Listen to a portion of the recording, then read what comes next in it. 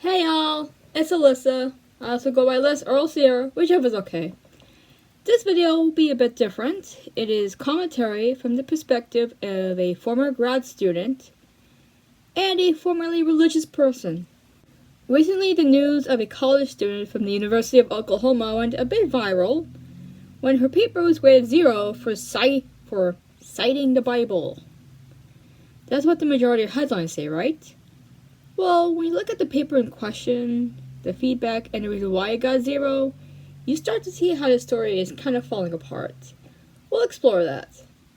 Disclaimers and a bit of an intro. Like I said earlier, I'm Alyssa. I'm 26 years old. I live in New York, born and raised.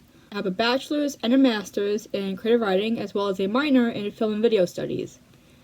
These credentials do not make me an expert on the English language, English literature, or the craft of writing. This video will be looking into the topic of studying religious texts and religious beliefs in terms of academics. I am a former follower of Islam and Hinduism. My comments are open to discussion, but be respectful. If I see any unnecessary name calling or other kinds of insults, I will be deleting comments. I will be naming names in this video. Do not, and I cannot stress this enough, do not harass anyone in this video, or anyone mentioned in this video. We do not support that here. That also goes for any of you transphobes, as one of the people caught in this situation is a trans woman. Additionally, this is not a hate video against Christianity. I repeat, this is not a hate video against Christianity. If I get anything wrong in the story, please correct me in the comments down below. I'll try to be as updated as possible. Without further ado, let's get on with the video. I have here the screenshots of the New York Post article and another article on this issue. I will be reading them out loud, putting in my commentary here and there. Oklahoma U student files discrimination report after flunking gender essay for psych class with trans instructor. From the headline, we can already see the major factors concerning this issue. We got setting, University of Oklahoma, discrimination report, flunking essay regarding gender in a psych class, and most important to note, the instructor is trans.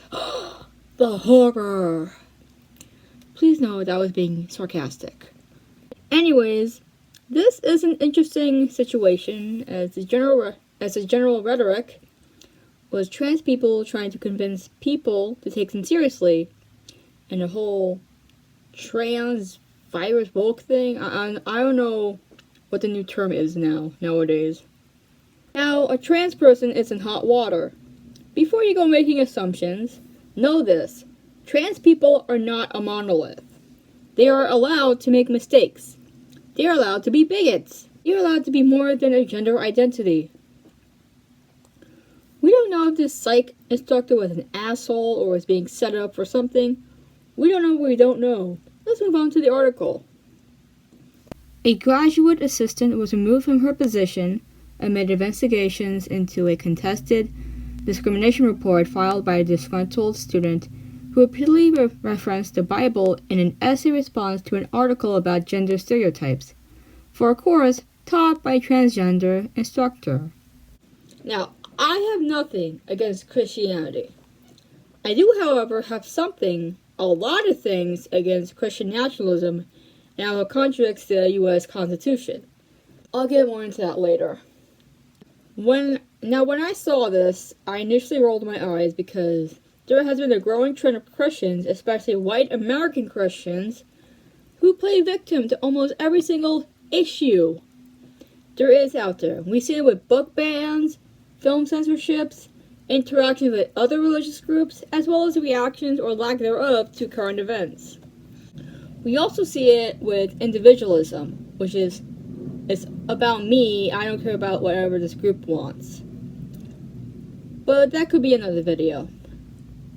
Back to the article, the Bible is, believe it or not, literature, and therefore can be cited in academic papers. There is a line in the sand when it comes to how you're citing a religious text. I mean, Do we take the Bible as fiction or fact? We can't prove anything happened in the Bible happened in real life as well. We weren't there 2,000 years ago. Earth is definitely not 2,000 years old. Also, where are the dinosaurs? When I dived more into the story, I found some information and screenshots and threads proving how the Bible was cited in its essay. If you're wondering why citing and quoting are in quotation marks are emphasized, you're about to find out why. Let's finish this article. In her essay, which was supposed to cover how people are perceived based on societal expectations of gender, University of Oklahoma student Samantha Fulnecky presented a biblically fueled tirade against the notion that there are multiple genders. The topic of gender roles is not an uncommon topic nowadays. I've been hit with this question a few times in my academic career. In the age of social media and archival access, it's not hard to see how this question could be answered. Now, this student, Samantha Fulnecky, which you can partially see here, felt this was the right opportunity to express her beliefs and opinions, which she is protected under the First Amendment. However, the way she did it did not abide by the assignment or what the instructor Mel Kurth, she, they pronouns, had assigned. Now, I don't care what your opinion is on pronouns. If you don't want to call Mel Kurth by she, her, they, them pronouns, just call her by her name. Just say Mel Kurth or just Kurth. I don't care. Therefore, Mel Kurth had to give her a very low grade of 0. Fulnecky was failed by Kurth due to not addressing the prompt and relying on her personal beliefs instead of using evidence. This essay was in response to an article which I'm sure the entire class was assigned. That's how it usually goes in not only colleges but in high school as well. It's how we become analytical thinkers. Here was a picture of Samantha. The psychology course's professor, graduate student Mel Kurth, who uses she, they pronouns, failed Fulnecky on the grounds that she neglected to address the prompt and relied more on personal ideology than empirical evidence, according to a bombshell thread shared by the university's Turning Point USA chapter.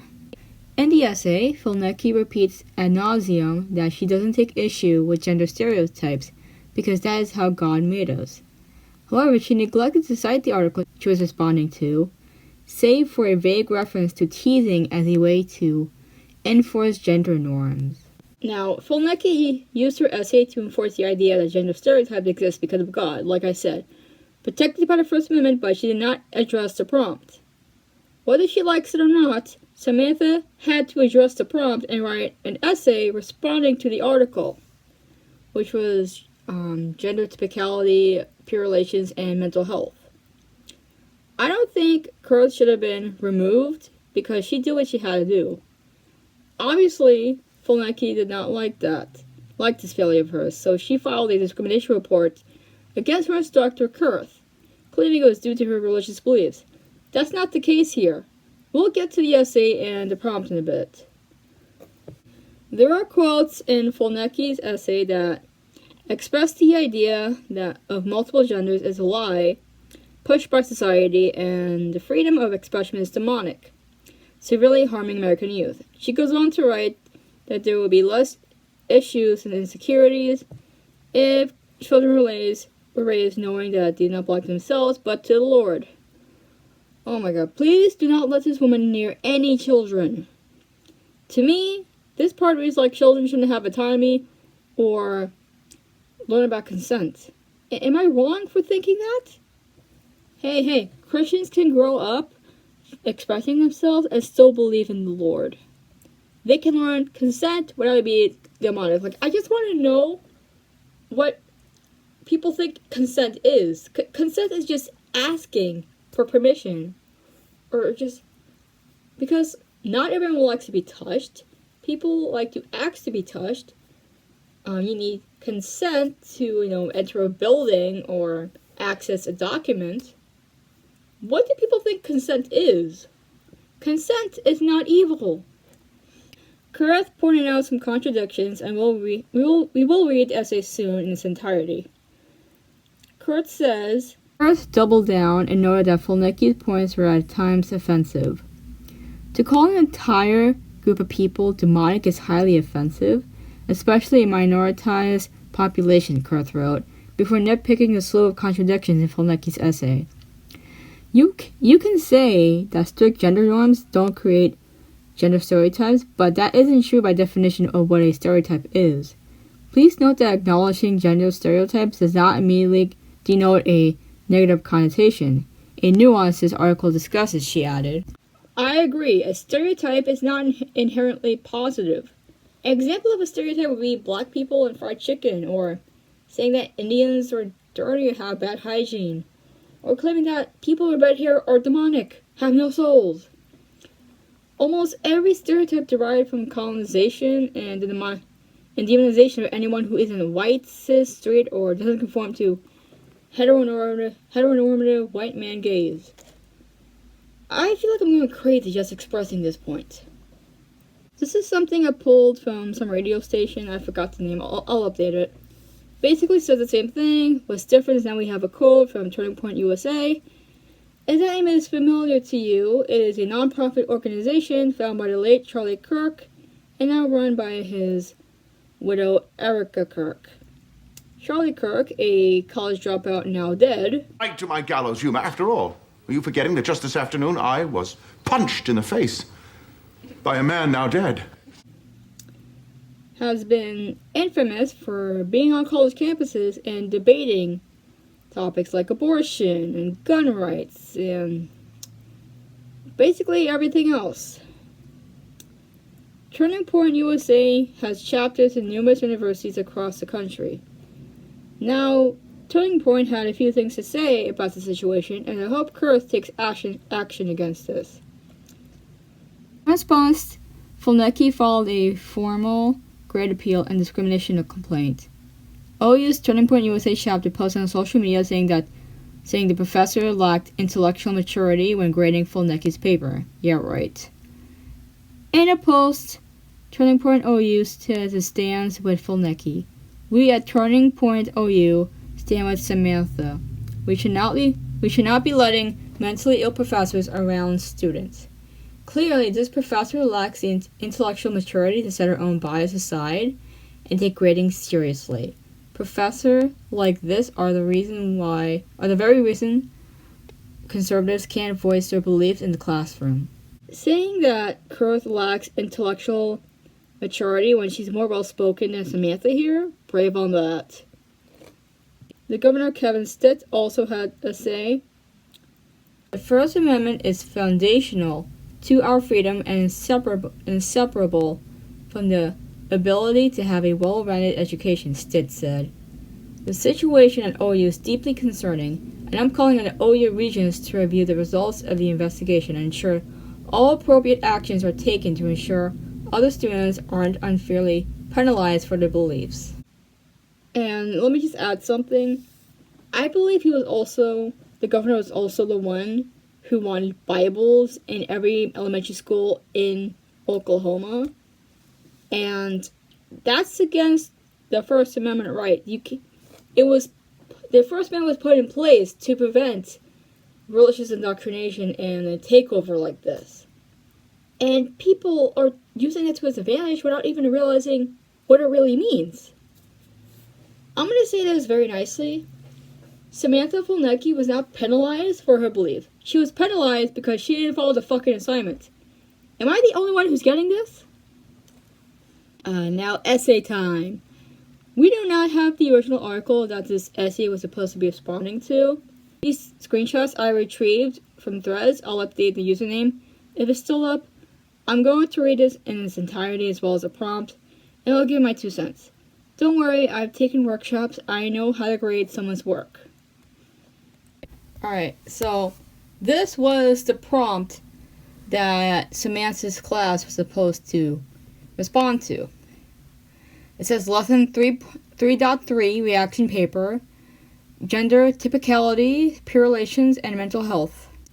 This assignment was locked November 9th at 11:59 p.m. You must write a 650 words body of text double-spaced reaction paper demonstrating that you read the assigned article and includes a thoughtful reaction to the material presented in the article. Points will be deducted when papers are deficient in any of these areas. I will deduct 10 points if your paper is between 620 and 649 words, and I will not give credit for papers under 620 words. Papers not turned in by the deadline will not receive credit. Now, if you look here, on this top little thing right here, yes, I can. It says available August 25th at midnight. And it's due by November 9th at 11:59 p.m. She had a whole semester to complete this assignment, but let me keep reading. I'm going to keep reading. Please remember that your reaction paper should not be a summary, but rather a thoughtful discussion of some aspect of the article. Possible approaches to reaction papers include a discussion of why you feel the topic is important and worthy of study or not, an application of the study or results to your own experiences, an application of the study or results to observations about other behaviors, linking the objective or findings from the assigned article to other domains of development or other findings that we read about or discussed in class, a suggestion for further studies or experiments that might help researchers better understand the topic being studied, alternate interpretations of the researcher's findings, a discussion of how development in this domain might proceed differently at other developmental stages, your own thoughts about how development proceeds in the domain being researched in the article. There are other possibilities as well. The Beck's reaction papers illustrate that students have read the assigned materials and engaged in critical thinking about some aspect of the article. Format requirements and yada yada. Grading. Reaction papers are graded on a 25-point scale and are evaluated based on the following. Does the paper show a clear tie-in to the assigned article? 10 points. Does the paper present a thoughtful reaction or response to the article rather than a summary? 10 points. Is the paper clearly written? 5 points. And right below here is the article link. I searched this up and it's like you have to request for the full text and everything. And I'm no longer a student of any research place, of any institution, so I got distracted there. So I don't really have access to that. Now, we've seen all of that, right? Let's read what Samantha wrote. This article was very thought-provoking and caused me to thoroughly evaluate the idea of gender and the role it plays in our society. The article discussed peers using teasing as a way to enforce gender norms. I do not necessarily see this as a problem. God made male and female and made us differently from each other on purpose and for a purpose. God is very intentional with what he makes, and I believe trying to change that would only do more harm. Gender roles and tendencies should not be considered stereotypes. Women naturally want to do womanly things because God created us with those womanly desires in our hearts. The same goes for men. God created men in the image of his courage and strength, and he created women in the image of his beauty. He intentionally created women differently than men, and we should live our lives with that in mind. It is frustrating to me when I read articles like this and discussion posts from my classmates of so many people trying to conform to the same mundane opinion, so they do not step on people's toes. I think that is a cowardly and insincere way to live. It is important to use the freedom of speech we have been given in this country, and I personally believe that eliminating gender in our society would be detrimental, as it pulls us farther from God's original plan for humans. It is perfectly normal for kids to follow gender stereotypes because that is how God made us. The reason so many girls want to feel womanly and care for others in a motherly way is not because they feel pressured to fit into social norms. It's because God created and chose them to reflect his beauty and his compassion in that way. In Genesis, God says that it is not good for man to be alone, so he created a helper for man, which is a woman. Many people assume the word helper in this context to be condescending and offensive to women. However, the original word in Hebrew is ezer kenegdo, and that directly translates to helper equal to. Additionally, God describes himself in the Bible using ezer kenegdo, or helper, and he describes his Holy Spirit as our helper as well. This shows the importance God places on the role of the helper, women's roles. God does not view women as less significant than men. He created us with such intentionally and care, and he made women in his image of being a helper, and in the image of his beauty. I'm sorry, I'm speaking loud so the plane doesn't cloud my voice, but whatever. If leaning into that role means I am following gender stereotypes, then I'm happy to be following a stereotype that aligns with the gifts and abilities God gave me as a woman. I do not think men and women are pressured to be more masculine or feminine. I strongly disagree with the idea from the article that encouraging acceptance of diverse gender expressions could improve students' confidence. Society pushing the lie that there are multiple genders and everyone should be whatever they want to be is demonic and severely harms American youth. I do not want kids to be teased and bullied in school. However, pushing the lie that everyone has their own truth and everyone can do whatever they want and be whoever they want is not biblical whatsoever. The Bible says our lives are not our own, but that our lives and bodies belong to the Lord for his glory. I live my life based on this truth and firmly believe there will be less gender issues and insecurities in children if they are raised knowing that they do not belong to themselves, but they belong to the Lord. Overall, reading articles such as this one encouraged me to one day raise my children knowing that they have a heavenly Father who loves them and cherishes them deeply, and that having their identity firmly rooted in who he is will give them the satisfaction and acceptance that the world can never provide for them. My prayer for the world, and specifically for American society and youth, is that they would not believe the lies being spread from Satan that make them believe that they are better off as another gender than what God made them. I pray that they feel God's love and acceptance as he who originally created them to be. Hey, so my dumbass did not think to record me saying the feedback that both professors Mel Kurth and Megan something gave to Samantha's essay. So I'm going to read Mel Kurth's feedback first and then the other professors. Please note that I am not deducting points because you have certain beliefs, but instead I am deducting points for you posting a reaction paper that does not answer the questions for this assignment, contradicts itself, heavily uses personal ideology over empirical evidence in a scientific class, and is at times offensive.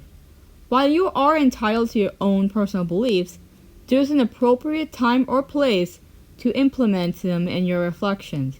I encourage all students to question or challenge the course material with other empirical findings or testable hypotheses, but using your own personal beliefs to argue against the findings of not only this article, but the findings of countless articles across psychology, biology, sociology, etc., is not best practice. You argue that abiding by normative gender roles is beneficial. It is perfectly fine to believe this, but to then say that everyone should act the same while also saying that people aren't pressured into gender expectations is contradictory, especially since your arguments reflect a religious pressure to act in gender stereotypical ways. You can say that strict gender norms don't create gender stereotypes, but that isn't true by definition of what a stereotype is. Please note that acknowledging gender stereotypes does not immediately denote a negative connotation, a nuance this article discusses. Additionally, to call an entire group of people demonic is highly offensive, especially a minoritized population. You are entitled to your beliefs, but this isn't a vague narrative of society pushes lies, but instead the result of countless years developing psychological and scientific evidence for these claims, and directly interacting with the communities involved. You may personally disagree with that, but that doesn't change the fact that every major psychological, medical, pediatric, and psychiatric association in the United States acknowledges that, biologically and psychologically, sex and gender is neither binary nor fixed. I implore you, apply some more perspective and empathy in your work. If you personally disagree with the findings, then by all means share your criticisms, but make sure to do so in a way that's appropriate and using the methodology of empirical psychology as aligned with the learning goals in this class. If you have any additional questions or concern about this, or like some additional educational resources, I will be happy to discuss this further and provide you with them. And here is the other professor, Megan Waldron. Samantha, I am the other instructor for this course, and I have also taken the time to read your paper. I concur with Mel on the grade you received. This paper should not be considered as a completion of the assignment. Everyone has different ways in which they see the world, but in an academic course such as this, you are being asked to support your ideas with empirical evidence and higher level reasoning. I find it concerning that you state at the beginning of your paper that you do not think bullying or teasing is a bad thing. In addition, your paper directly and harshly criticizes your peers and their opinions, which are just as valuable as yours. Yet disagreeing with others is fine, but there is a respectful way to go about it. That goes for discussion posts as well as reaction papers. Please employ more thoughtfulness in your future assignments. If I didn't know about the situation and had no idea how old the student was, I would guess that a 6th grader or 5th grader wrote this. And when I was in elementary school, we had to write about child labor laws, and whether we're for or against them. We had the argument, and then we had a paragraph countering that argument. That shows that we understood the other side, whether we agree with them or not. Samantha Fulnecky is a junior at OU. She's probably around 19 or 20, so not that far off. But very far off from the prompt this essay was supposed to be responding to. Plus, she didn't even cite her work. Didn't even cite the Bible. I agree with the instructor. Fulnecky deserved the grade she got. This is one of the worst essays I've read, and I've read a ton. And it just read like a child wrote this and not a college student. I remember in high school we were taking an SAT class, and our teacher was teaching us how a SAT essay was like graded. And even if the essay did not follow any of the prompts, we still had to give it like a 1 out of 5. We still had to give it like a digit above 0. But this is college. You don't really get the slide on that. By this point, you should at least know how to cite your work, even if it's poorly cited. Still add a parenthesis or something. This isn't high school, it's a university. A public research university. You can't just sign up the hook with this. Also, let me ask this. If Samantha believes that women should be helpers to men, basically be submissive, then why is Samantha in university? Why did you study to be a doctor, as I've heard? You can't pray a disease away, especially when there is a chapter at university co-founded by a man who said women should not be in universities. A college dropout, now dead. There are contradictions in this essay, one of which can be pointed out twice. In the beginning paragraph, Fulnecky states that she did not necessarily see teasing children due to gender norms as a problem, but in the third paragraph, she also states that she does not want kids to be teased or bullied. So which is it? Is teasing and bullying a problem or not, Samantha? Or is it only a problem if the teasing and bullying is not due to children being outside of gender norms? Rules for thee, but not for me. A lot of general statements were being made, and mostly on women. Notice how most of the general statements stemming from the Bible were on women. It's like self-misogyny much. Women did not die so they could be men's helpers. If a man wants a helper, he'll hire one. Womanly things? Define that. What are the womanly things women naturally want to do because God instilled those things? Also, be specific. When women are used in that general expression, trans women are also included. Just saying. Helper. This part made me laugh so much. In Genesis, she says, I initially entered college to be an English teacher. Now I'm an indie writer with 2 self-published poetry books. After a decade of essay writing and creative writing workshops, rules stick to me like caramel. Sorry, I had to do that. If you're going to say something that came from something else, cite it. It's called ICE. Introduce, I think. Cite, explain. Introduce your source, cite your source, explain your source. Tell us where it's from. This is why credibility is so important. If you're going to cite something from the Bible, you can cite the source. It's okay to cite from the Bible or any religious text. It's literature, so it's up for consumption and conversation. No text is immune from that. When you put something in quotes, an academic is bound to believe that said quoted word must be cited from somewhere, but if there's no source cited, then where does this word come from? If you want to emphasize a word without quotation marks, use italics. Trust me, the instructor will know. I don't know what the original article was about or what it even said, but for this kind of response to be expressed says a lot about the portion of the student body at OU. I'm not saying Samantha Fulnecky represents OU, nor am I saying Mel Kurth represents OU. Nor am I saying Mel Kurth represents OU. A situation like this proves how much further as a society we have yet to go. And it's also an example of how Christian nationalism is challenging the foundation of the U.S. Constitution, and anyone who isn't a part of the homogeneous white society. And when the Constitution was written, it was not written with the mind of just Christianity. The United States was not founded as a Christian nation. It was founded as a religiously ambiguous nation, because people who were coming to what is now the U.S. were escaping religious persecution. That's what they were escaping. And now the very people who were persecuting those people are now here. Like, what the hell is going on? I'm not saying Samantha Fulnecky is a Christian nationalist. She does, however, spread the rhetoric that conservatives aren't being heard, which is an atrocious lie.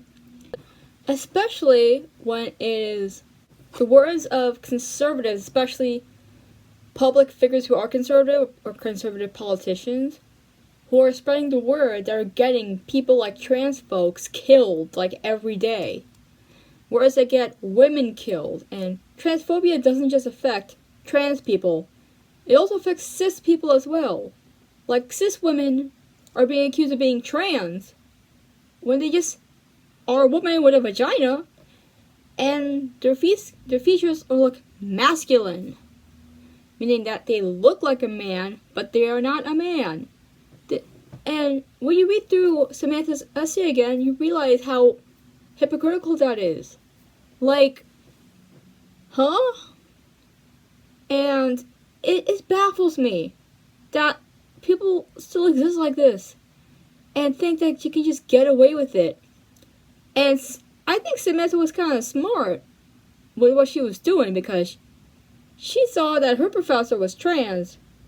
And I don't know if I'll say it's alleged that Samantha knew what she was doing and she was trying to get her professor in trouble because she was trans. Let's say that's alleged. Let's say that's a theory. Don't quote me on that. Don't sue me on that. I'm just looking at the facts and at history. And that God made this, and so we must follow that. Not every American is Christian, darling. Gender identity is something a percentage of teens experience growing up. Also adults as well.